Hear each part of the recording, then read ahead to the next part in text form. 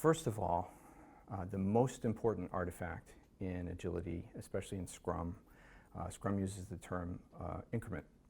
The most important artifact is the product and what now works that didn't work before. That's the primary measure of progress, and that's what I try to teach all of the stakeholders to keep their eye on that ball. I'm fond of saying that traditional organizations spend an awful lot of energy knitting security blankets for leaders.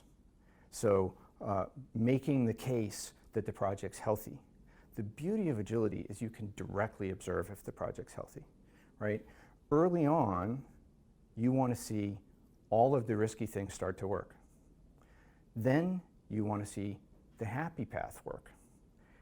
Then you want to see the enhancements we care about, and then at the end, you're just doing a little cleanup and polish, right?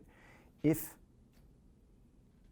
you're expecting to spend 10 sprints and you're 2 sprints in, and you're not seeing the risky stuff work, you know you're not doing well, right? So directly observe what's going on. That's the first thing.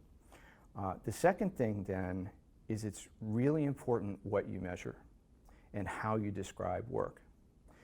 The places where projects go off the rails are where? Starting and finishing. Trying to agree on what we're going to do so we can start.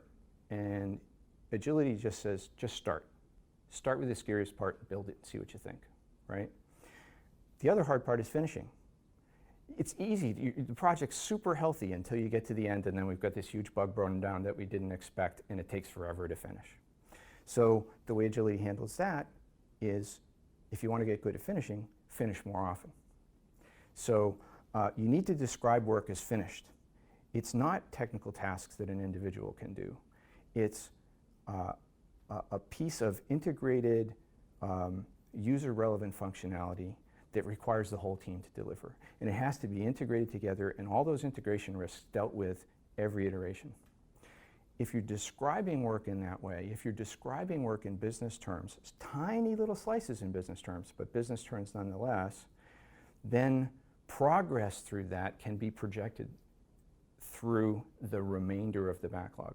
Then you can have a release burn up that's meaningful because you're not measuring the burn up through effort and you don't know how much effort is left. You're measuring the burn up through completion, and you do have a sense of how many more things you need to complete. That's the key.